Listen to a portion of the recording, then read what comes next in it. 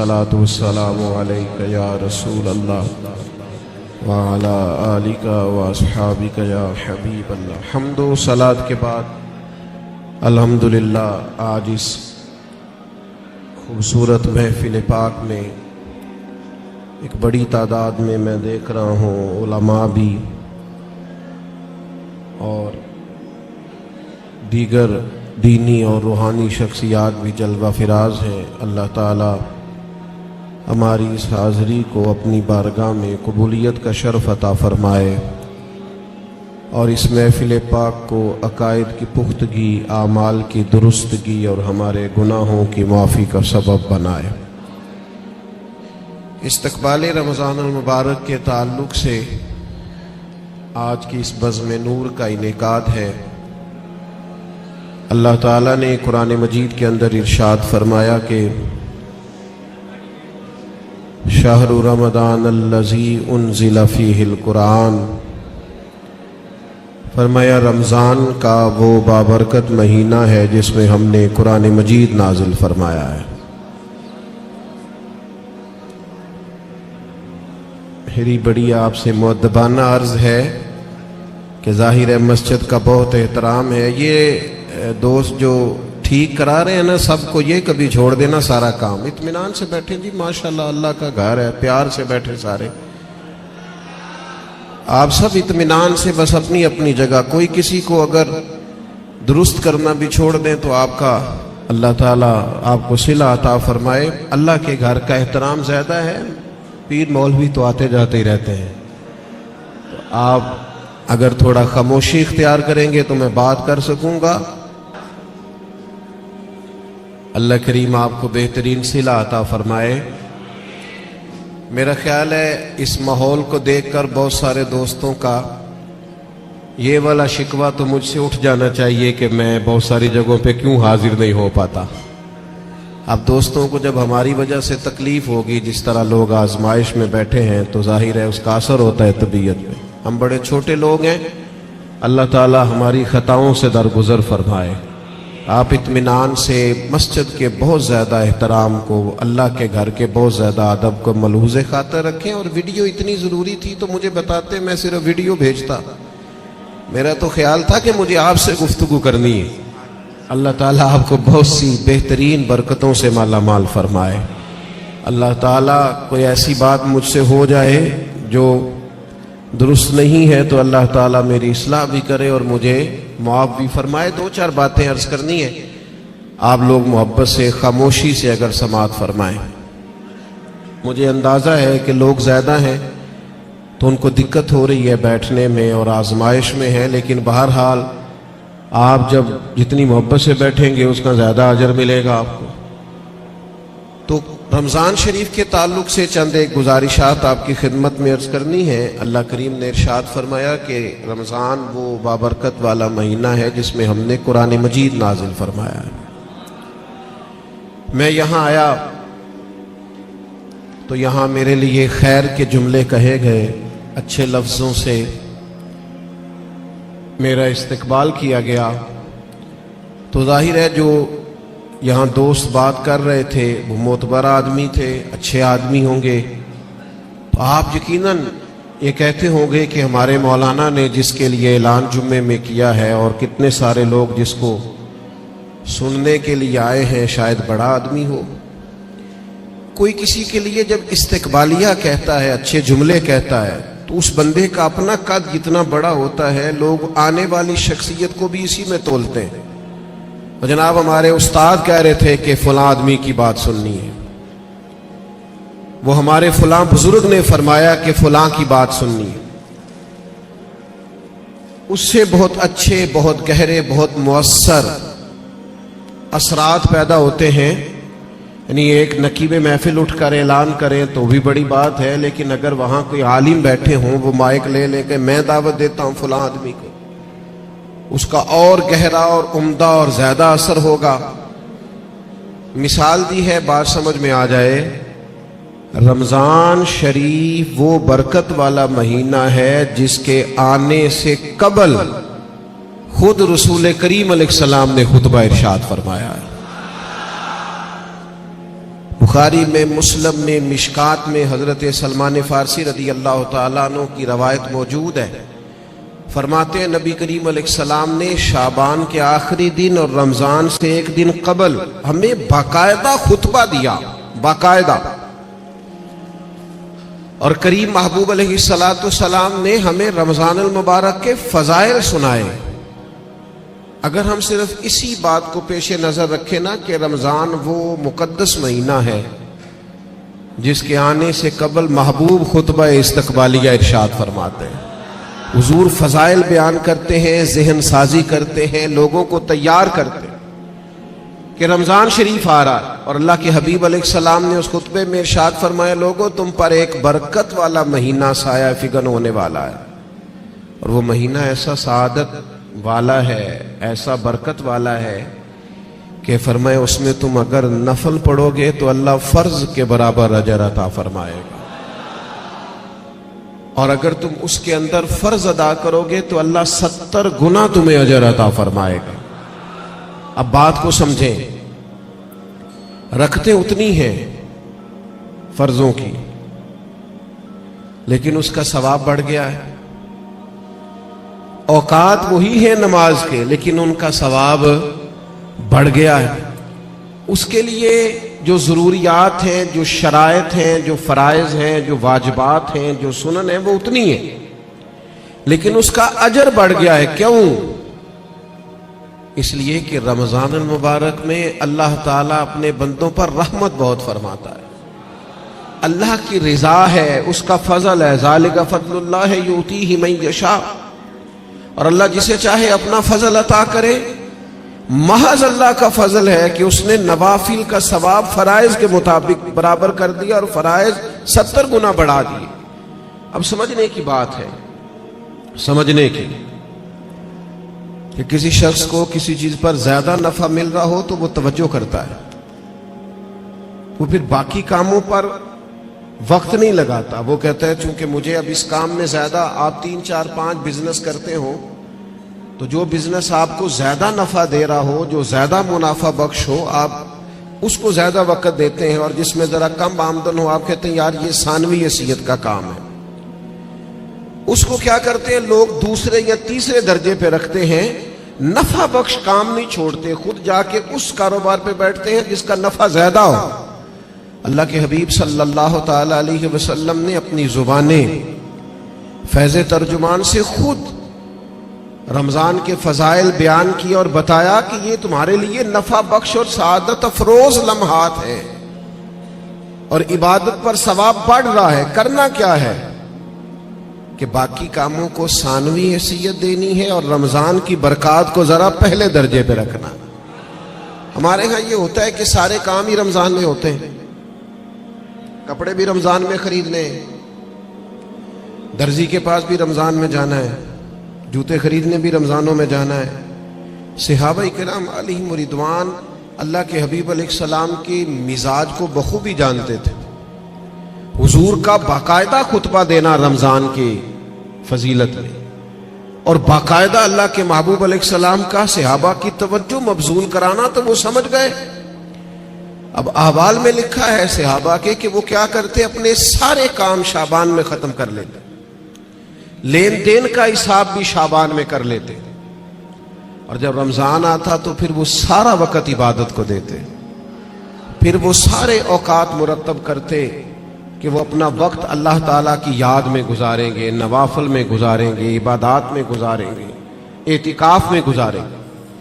کرنے کا کام یہ ہے کہ ہم ذہنی طور پر تیار ہوں، ہمارا مزاج بنے۔ توجہ ہے آپ کی میری بات پر؟ آپ زیادہ غور فرمائیے کیا عرض کر رہا ہوں۔ فرمایا کہ وہ اپنے سارے کاموں کو پہلے سمیٹ لیتے، اور رمضان میں ان کی پوری توجہات، اللہ کرے آپ کی بھی توجہ ساری میری بات پہ ہو جائے، آمین تو کہہ دے۔ ایسا نہ ہو جب تک آپ انتظام مکمل کریں تب تک ہم چھٹی لے لیں آپ سے۔ اللہ تعالیٰ آپ کو برکات عطا فرمائے، آپ زیادہ غور کریں۔ ماشاءاللہ انتظام اچھا ہے آپ کا، اور آپ زیادہ پریشان نہ ہو۔ میں چھوٹا آدمی ہوں، شروع میں کہہ چکا ہوں، آپ سے اللہ رسول کی بات کرنے آیا ہوں۔ آپ زیادہ توجہ سے سنیں گے، طبیعت عمل کی طرف مائل ہوگی تو میرے لیے ذخیرہ آخرت بنے گا. تو آپ غور کریں بات پر، چھوڑ دیں باقی چیزوں. اللہ تعالیٰ آپ کو برکات عطا فرمائے. آمین تو کہہ دے. ہماری طرف دیکھیں پھر ادھر دیکھ رہے ہیں، کمال ہو گئی. اللہ تعالیٰ آپ کو جزائے خیر عطا فرمائے، برکت. جو استاد ٹائپ لوگ ہوتے ہیں نا، پڑھنے پڑھانے والے، وہ کہتے ہیں بچے کو میری طرف دیکھ، چاہے علی بات آسا بھی پڑھا رہا ہوں نا تو پورا دیکھے گا تو سبق کا مزہ آئے گا. اللہ تعالیٰ آپ کو برکات عطا فرمائے، جزائے خیر. اور ویسے بھی ہماری محفل میں ایک آدھ آدمی ہوتا ہے جس نے مجمع میں بھی لازمی بیٹھنا ہوتا ہے اور سارے انتظام بھی کرنے ہوتے ہیں. بھئی آپ کو بندوبست کرنا ہے تو آپ ادھر تشریف لے جائیں جہاں بندوبست ہو رہا ہے. اب یہاں بھی تشریف فرمائیں، وہاں بھی تشریف فرمائیں، تو روحانیت سے ہی کام چلائیں، یہی زیادہ بہتر ہے. اللہ تعالیٰ آپ کو بہت سی برکتیں عطا کرے، سلامتی عطا فرمائے. اللہ تعالیٰ اس محفل کی سب برکات ہمیں نصیب کرے. تھوڑی تقریر کرنے والا آدمی ہوں تو چاہتا ہوں کہ سارا کام محفل کو درست کرنے میں ہی نہ لگ جائے، کچھ بات بھی ہو جائے. تو اگلی بات یہ ہے کہ رمضان میں کرنا کیا ہے، عبادات کون کون سی ہم نے زیادہ کرنی ہے. سب سے پہلے تو یہ سمجھ لیں کہ روزہ دار کا سارا وقت ہی عبادت میں ہے. اسے کہا گیا ہے کہ روزہ تیرے لیے ڈھال ہے. روزہ رکھنا بھی ہے، رکھنے کے بھی فضائل ہیں. محبوب فرماتے ہیں اللہ تعالیٰ اور اس کے فرشتے سحری کھانے والوں پر رحمتوں کا نزول فرماتے ہیں. نہیں آپ کھانا ہی کھا رہے ہیں لیکن کھانا کھاتے کھاتے آپ پر رحمت ہو رہی. اور حضور علیہ السلام نے فرمایا، اور ہمارا اور دیگر مذاہب والوں کا فرق یہ ہے کہ ہم سحری کھاتے ہیں اور وہ بغیر سحری کھائے روزہ رکھتے ہیں. یعنی سحری کھانا، اس کو اللہ کے محبوب علیہ السلام نے کتنا درجہ عطا فرمایا.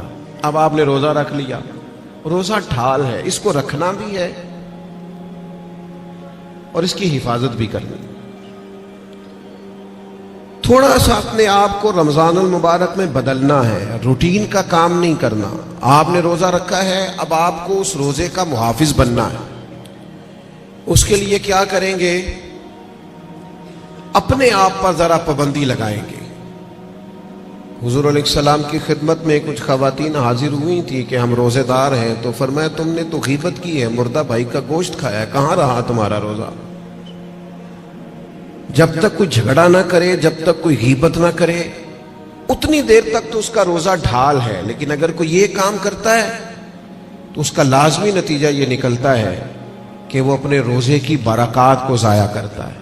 روزے کے محافظ بنے. اگر کوئی شخص ایسی بات بھی کرتا ہے تو اسے کہیں بھئی میں روزہ دار ہوں، اس روزے کے محافظ بنے. پھر رمضان المبارک کے اندر قرآن مجید کے ساتھ رمضان کا بڑا گہرا رشتہ ہے. جو آیہ کریمہ میں نے تلاوت کی، جو حصہ میں نے پڑھا، اس میں بھی فرمایا اللہ تعالیٰ نے شہر رمضان الذی انزل فیہ القرآن، یہ رمضان کا وہ مہینہ ہے جس میں ہم نے قرآن مجید کو نازل فرمایا ہے.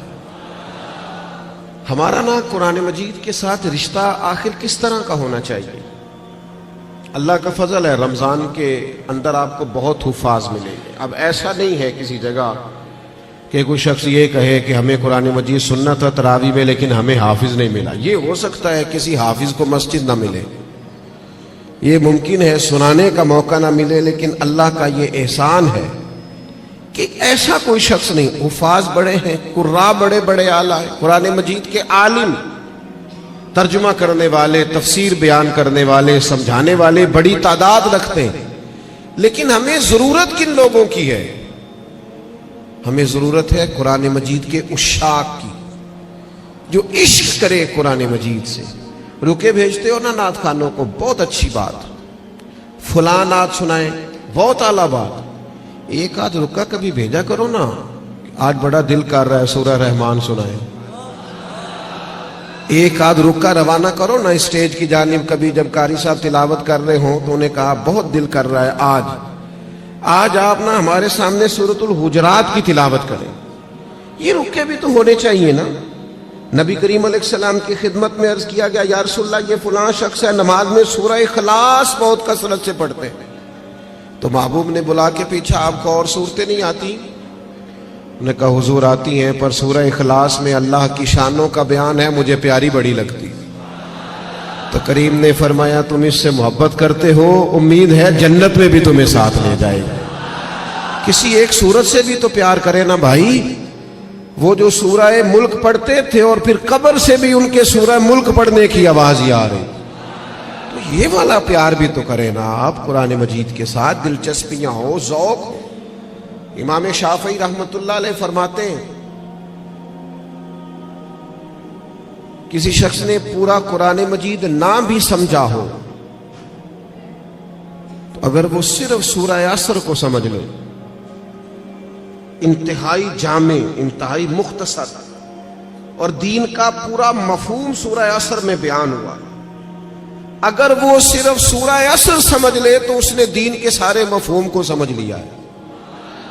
اور صحابہ کا اتنا مضبوط مزاج تھا ان باتوں پر کہ جب وہ کسی سے ملاقات کرتے, السلام علیکم ہوتی, تو اتنی دیر تک جدا نہیں ہوتے تھے جب تک سورہ عصر کی تلاوت نہیں کر لیتے تھے.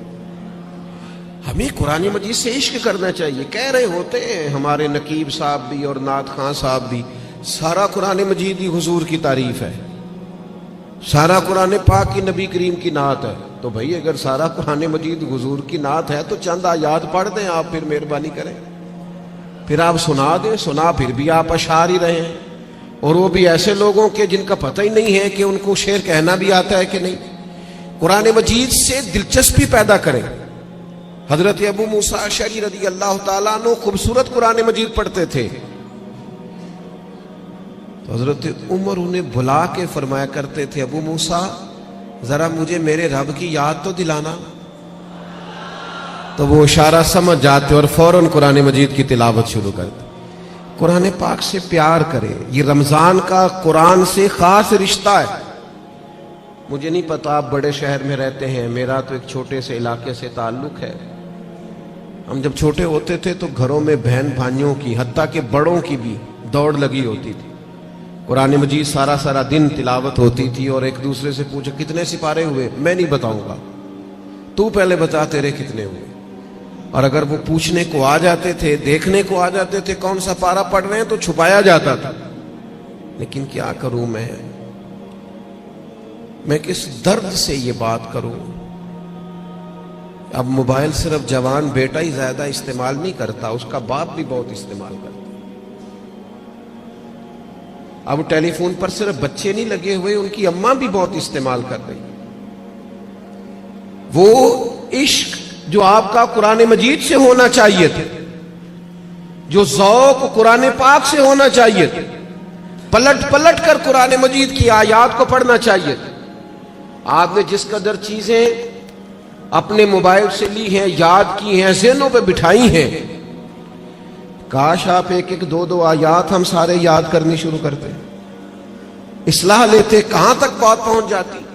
سیدہ طیبہ طاہرہ حضرت عائشہ صدیقہ رضی اللہ تعالی عنہ بیان فرماتی ہیں کہ نبی کریم علیہ السلام ہر سال رمضان المبارک میں قرآن مجید کا دور فرماتے تھے حضرت جبریل امین کے ساتھ. یعنی پورا قرآن مجید محبوب حضرت جبریل امین کو سناتے اور وہ نبی کریم کو سناتے, اور فرماتی ہیں جس سال حضور کا وصال ظاہری ہوا ہے اس سال 2 مرتبہ سرکار نے قرآن مجید سنایا, اور 2 بار سنا ہے. چلے یہ ذوق تو پیدا کریں, قرآن مجید سے اپنی دلچسپی پیدا کریں. 2 سپارے تو قرآن مجید کے روز ہمیں پڑھنے چاہیے. وعدہ نہیں لے رہا, ارادہ کرا رہا ہوں. 1 پارہ مسجد میں پڑھے صبح. میری اپیل ہے کہ رمضان شریف میں موبائل کم استعمال کریں. آپ کے خبریں سننے سے اور تبصرے سننے سے ملک میں کوئی انقلاب بھی نہیں آئے گا, نہ پہلے آیا ہے. تبصرے ہونے سے کچھ نہیں آیا تو کیا نتیجہ ہے, کچھ بھی نہیں. میں خبریں سنتا ہوں, آپ 1 مہینہ خبریں بھی رہنے دیں.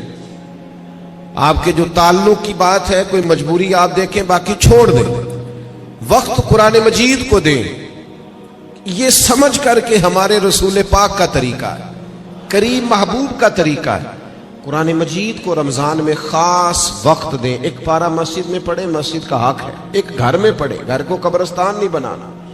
اور تراویح کا آپ ارادہ تو کریں کہ میں نے انشاءاللہ ایک ہی مسجد میں شروع کرنی ہے اور پوری 20 رکعت پڑھنی ہے, اور اسی مسجد میں پورا قرآن مجید سننا. صرف ایک کام کیجئے گا, بیچ میں چھٹی نہ کیجئے گا. ورنہ اپنے آپ سے پوچھ لیں، جس دن چھوٹے ہوتے اسکول سے چھٹی کرتے تھے اگلے دن بھی چھٹی کرنے کو دل کرتا تھا، اور روٹین میں چلتے رہتے تھے تو کام روٹین میں پڑھو گے، ہر روز پڑھو گے اور کھڑے رہو گے تو کچھ بھی نہیں ہوگا۔ ایک دو دن میں انسان کی نفسیات ہے، ایک دو دن میں روٹین بن جاتی۔ آپ ایک دن اٹھے صبح 5 بجے، تھوڑا مشکل ہوگی آپ کو، بار بار موبائل بجے گا، دوسرے دن بھی شاید تھوڑی مشکل ہو، تیسرے دن موبائل بجے بغیر آنکھ کھلے گی، روٹین بن جاتی ہے آدمی۔ آپ پابندی سے قرآن مجید سنیں رمضان شریف میں، تراویح میں، کچھ بھی نہیں ہوگا۔ بہت گرمی ہوتی ہے، بہت مشکل ہوتی ہے، اور خدا کے بندو، جو قوم کئی کئی گھنٹے امیگریشن کی لائنوں میں لگی رہتی ہے، جو پاسپورٹ اور شناختی کارڈ کے دفاتر میں کھڑی رہتی ہے، وہ قرآن مجید کے لیے کھڑا ہو کے تو دیکھے اللہ کی رحمت کتنی نازل ہوتی ہے۔ وہ کوشش کرے تو صحیح۔ ہاں کوئی شرعی عذر ہے، کسی کو کوئی ایسی تکلیف ہے، بیماری ہے، معاملہ الگ، قرآن مجید سے اپنا ذوق پیدا کریں۔ ہمارے ایک استاد صاحب تھے، پیر سید مراتب علی شاہ صاحب رحمۃ اللہ علیہ، حضور شیخ الاسلام خواجہ قمر الدین سیالوی کے وہ خلیفہ تھے، اور حضرت محدث اعظم پاکستان رحمۃ اللہ علیہ کے شاگرد تھے۔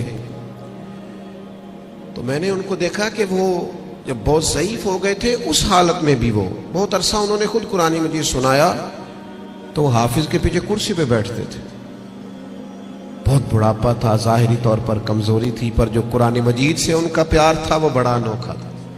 قرآن مجید سے محبت پیدا کریں، ذوق پیدا کریں۔ اور میں آپ سے عرض کروں، آپ کا جو بچہ بڑا چھوٹا ہے نا، 2-2.5 سال کا ہے، بچی بڑی چھوٹی ہے، آپ قرآن مجید لے کے گھر میں بیٹھ جائیں، انشاءاللہ وہ بھی پارا لے کے آپ کے قریب آ کے بیٹھ جائیں گے۔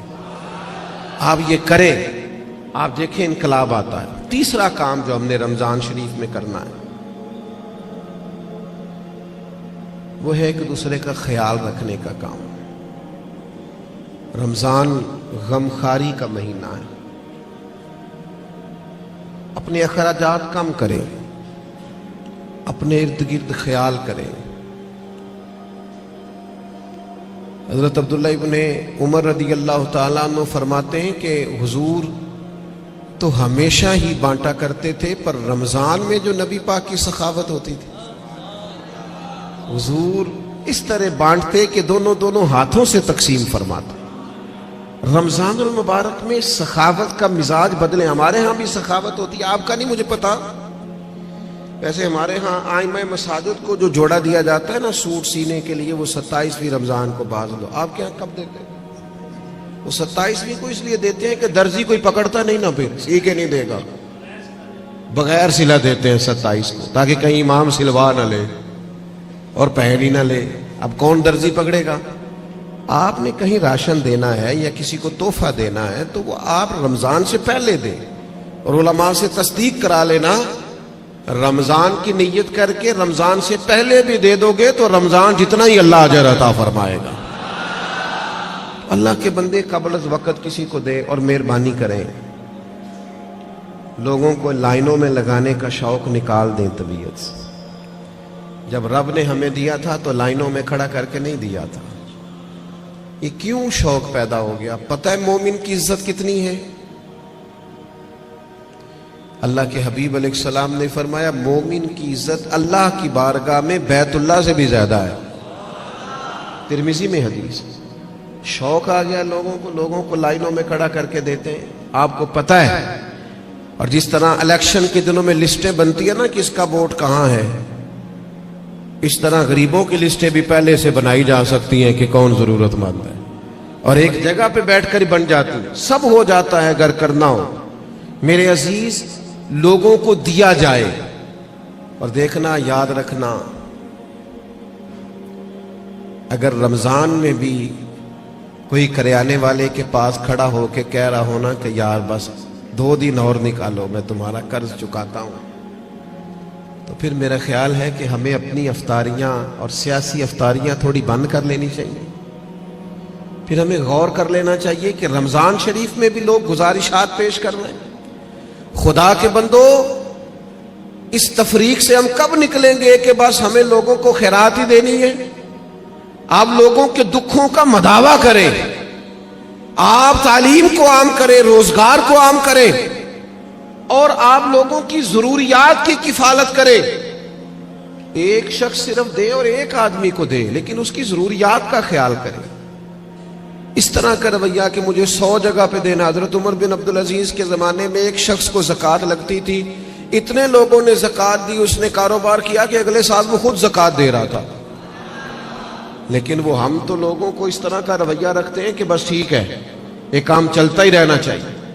تو آپ اپنی طبیعت میں رمضان میں سخاوت کا مزاج پیدا کریں اور اپنے ارد گرد ڈھونڈیں. حضرت امام زین العابدین رضی اللہ تعالیٰ عنہ کسی شخص کو کچھ دینے لگے تو زمین پہ رکھ کے چلے گئے اور پھر آواز دی، وہ میں نے کچھ آپ کے لیے تحفہ رکھا ہے فلاں جگہ، اٹھا لیجئے گا. تو کسی نے کہا حضور آپ نے نیچے رکھا ہے، دے دیتے. فرمانے لگے لیتے وقت وہ آنکھیں بھی نیچی کرتا،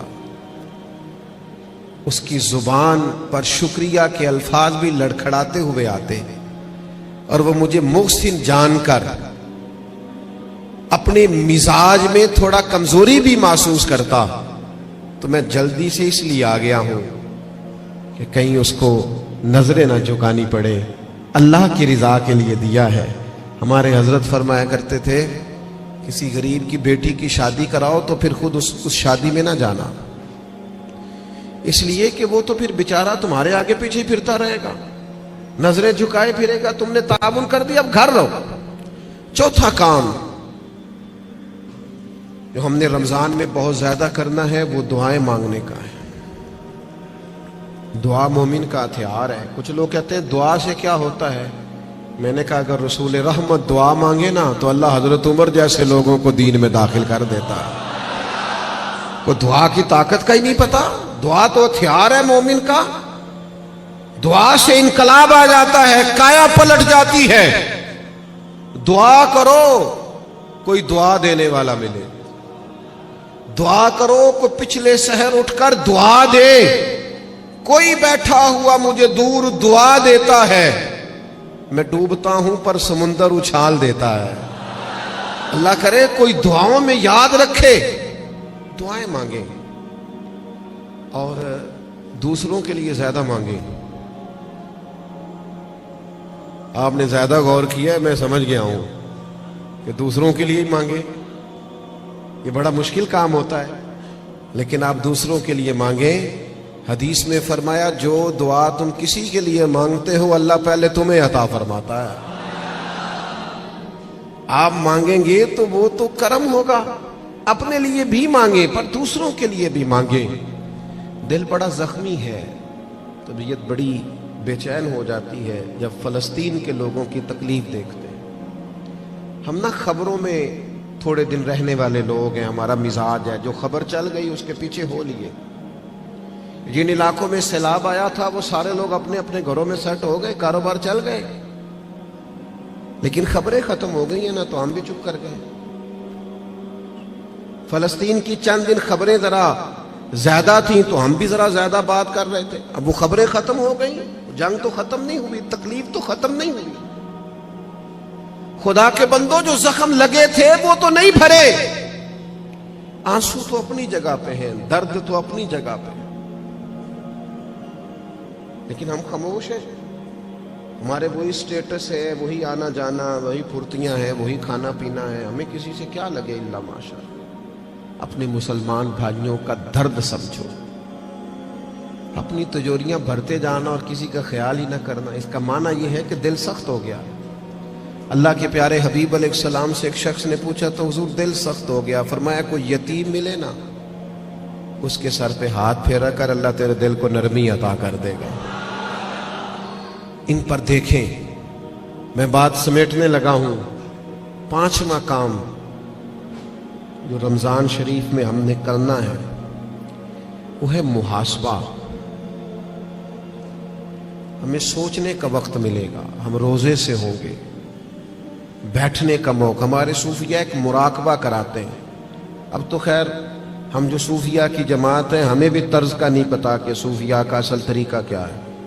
نہ ہمارے ہاں وظائف پڑھنے کا وہ رواج ہے، نہ اکیلے میں بیٹھ کے کچھ دیر مراقبے کی وہ کیفیات ہیں، نہ دعا اور مناجات اور وہ اکیلے کی عبادتیں تنہائی کی، دوسروں سے کٹ کے اللہ کو یاد کرنا. تھوڑی دیر کے لیے کرنا لیکن تنہائی میں. ہمارے ہاں جو چیز بھی ہوتی ہے وہ چونکہ زیادہ تر اجتماعی ہوتی ہے تو اجتماعی چیزیں زیادہ تر فیس بک پہ ہوتی ہیں, تو پھر وہ اس کی وہ کیفیت نہیں رہتی, وہ ذوق نہیں رہتا. آپ رمضانوں میں تھوڑا اکیلے بیٹھیں, تھوڑا تنہائی میں وقت گزاریں. غار حرا میں تنہا بیٹھنا بھی تو نبی کریم کا طریقہ ہے. غار ثور میں 3 دن سب سے کٹ کے اسلام رہبانیت کی نفی کرتا ہے, لیکن کچھ دیر کے لیے خلوت کرنا, اکیلے میں بیٹھنا, تھوڑی دیر اپنے آپ سے گفتگو کرنا. ڈھونڈتا پھرتا ہوا ہے اقبال اپنے آپ کو, آپ ہی گویا مسافر, آپ ہی منزل ہوں میں. زمانہ بیت گیا, ہم نے اپنے آپ سے بات ہی نہیں کی. اپنے آپ کو بھی تو کٹہرے میں لانا ہے نا, اپنے آپ سے بھی تو کئی سوال پوچھنے والے ہیں نا, اپنے آپ سے بھی تو بات کرنی ہے نا کہ میاں تیرے اوپر اللہ کی نعمتیں کتنی ہیں اور تیری محنت کتنی ہے, حساب دے. اللہ کے انعام کتنے ہیں اور جواب میں تیرا شکر کتنا ہے, حساب دے. اللہ کے ایک بندے تھے, ان پر نیک تھے, عبادت گزار تھے, انعام برسنے لگے تو ایک دن رو پڑے اور تڑپ کے کہنے لگے, اے اللہ ان پر انعام بہت ہونے لگے ہیں, میری قدر بہت ہونے لگی ہے, میرے آنے پر گویا نعرے بہت لگنے لگے, لوگ مجھے بہت جاننے لگے ہیں, مجھ پر کرم کرنا, کہیں میری ساری نیکیوں کا مجھے دنیا میں اجر نہ دے دینا. ایسا نہ ہو صبح قیامت میرا نام اعمال خالی رہ جائے.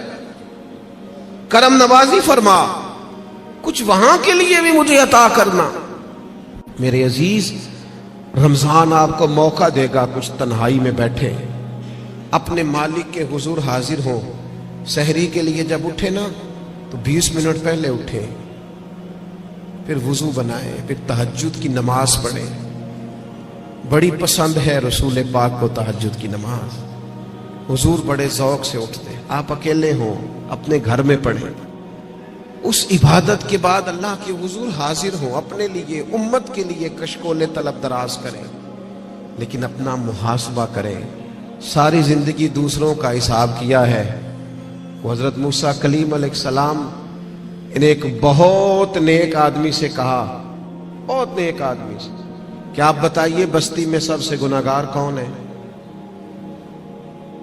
تو اس نیک آدمی نے اپنے گلے میں رسی ڈالی اور حضرت کلیم کے ہاتھ میں تھما کے عرض کرنے لگے, حضور کچھ لوگوں کا مجھے خیال تھا کہ شاید ان میں کچھ غلطیاں ہوں, پر ان کی غلطیوں کا مجھے صرف شک تھا, اپنی غلطیوں کا تو مجھے یقین ہے نا, تو مجھے طے ہے نا میں نے کی ہے, تو میں ہوں سب سے بڑا گناہگار. تو آپ فرمانے لگے, پتہ تمہیں درجہ کیوں ملا؟ یہ تمہاری جو عاجزی ہے اسی نے تمہیں درجات عطا کی. اپنے آپ سے تو مدتوں ہو گئے ہم نے اپنے آپ سے کبھی بات ہی نہیں کی. ہم تو دوسروں کی تربیت اور اصلاح کر رہے, اپنے آپ سے تو کبھی گفتگو ہی نہیں کی. کچھ وقت اپنے آپ کو دیں, اپنے ساتھ کلام کریں. بزرگوں کے طریقے تھے کہ وہ کچھ لمحے رات کو تنہائی کرتے, اللہ کے حضور حاضر ہوتے, وقت بتاتے. ہم سارے اب مجالس کے, محافل کے, آنے جانے کے, اٹھنے بیٹھنے کے قائل ہیں, اکیلے آئے ہیں دنیا میں. جب جانا ہے تو پھر اکیلے جانا ہے. قبر سے لے کر قیامت کے قائم ہونے تک تنہا رہنا ہے. تو تھوڑی سی تنہائی تھوڑی دیر کے لیے کرنا شروع کریں نا اللہ کی بارگاہ میں. تو یہ 5 باتیں آپ کی خدمت میں نے رمضان کے تعلق سے عرض کی ہیں. ایک گزارش میری آپ سے اور ہے بات ختم کرتے ہوئے, یقیناً آپ توجہ کریں گے. اپنی زندگی سے تنقید بہت زیادہ نکال دیں. ہماری نہ کچھ آنکھیں زیادہ کھل گئی ہیں جو زیادہ ہی تنقید, اللہ کے بندے ہیں ہم سارے, اس قدر زیادہ میں تنقید سننے لگا. اصلاح کرنا, میں ابھی حرم شریف گیا تھا, میں نے واپس آ کے بھی دوستوں سے کہا, وہاں بھی کچھ دوست کہتے ہیں وہ دیکھو وہ کیا کر رہا ہے. تو میں نے کہا یار تیرا کیا خیال ہے, جو بڑے نکمے تھے وہ بلا لیے گئے, یہاں تو جو بڑے مقبول ہوتے ہیں ان کو حاضری کے موقع ملتے ہیں.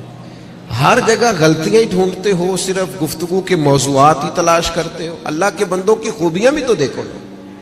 کم از کم 1 ماہ ایسا ضرور گزارے جس میں صرف خیر تلاش کریں, اچھائیاں تلاش کریں, تھوڑی دیر کے لیے صرف نظر کریں.